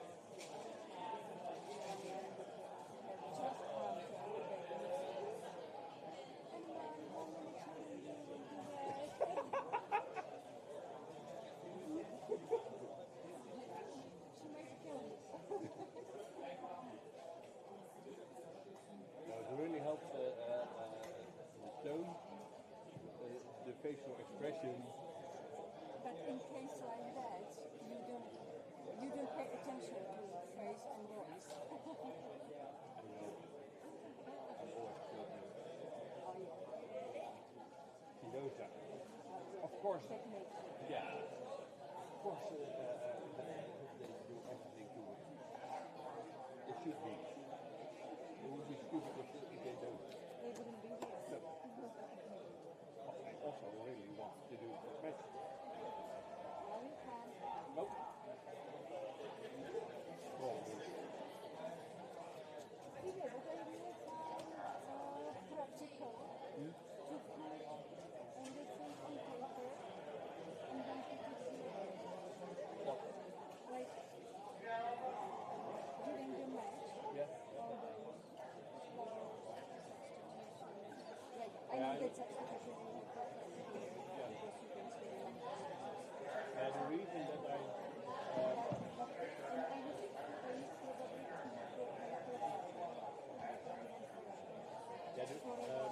what I always do is as soon as I see something happening, like a goal, I already put in the remaining time. I just look, remaining time, and meanwhile the referee is coming to me. So the first risky thing that I will forget is already put in. When he's with me, he's telling me the number, so I put in the number, and after that the rest. Because the rest I won't forget. I know, but it is kind of bit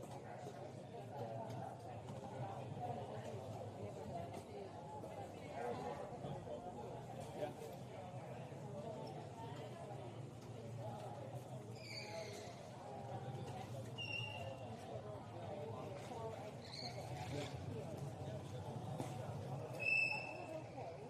but then I find it out. No. So I went back to the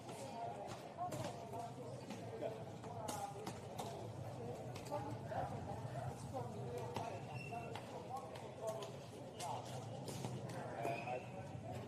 I've done for many years also in the Netherlands, also on paper. So I'm very used to it. And that's also the communication with the referees. I probably do a little bit different, but also because of the experience. And they are not allowed to count on that.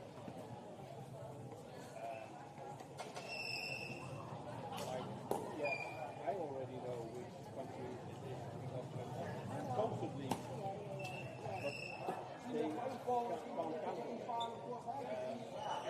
Anyway, but I already know because goal, that's the country. Sometimes I'm already signing to him, and if it's not, I know, okay, I have confirmation, I'm allowed to do it.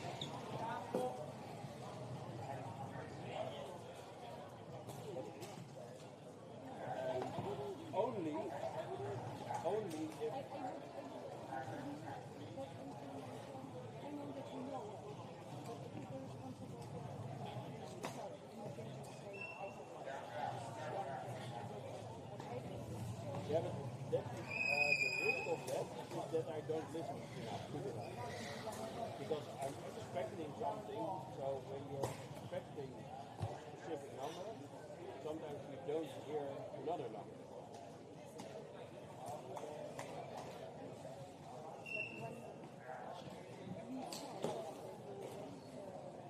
Yeah.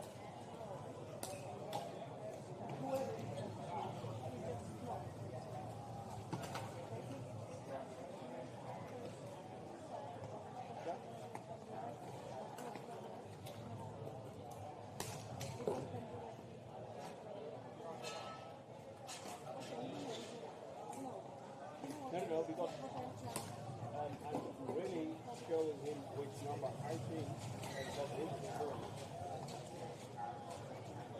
I don't just do what I do.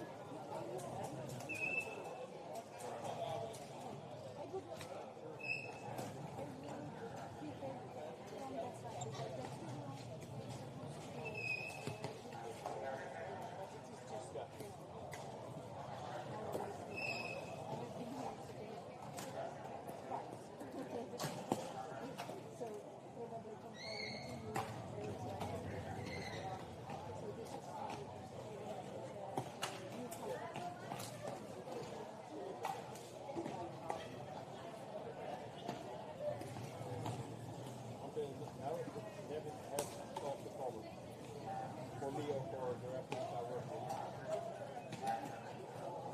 And though that doesn't make it always perfect.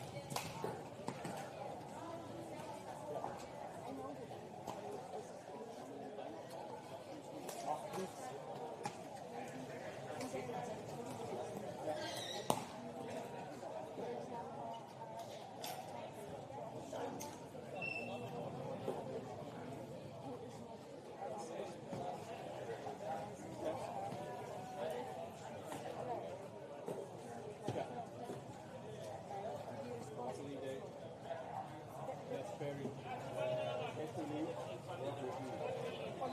More often there. Oh, actually even more. I didn't see that.